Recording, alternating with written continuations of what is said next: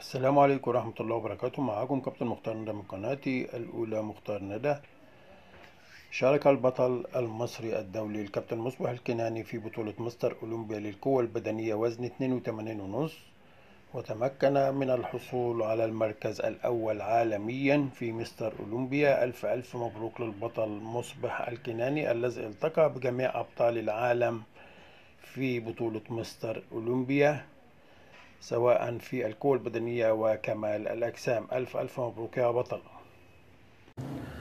ونتمنى أيضا لبطلنا الكبير البطل الكابتن رامي السباعي، البيج رامي السباعي، أن يتحصل أيضا على المركز الأول في مستر أولمبيا في كمال الأجسام. ربنا يوفقه إن شاء الله.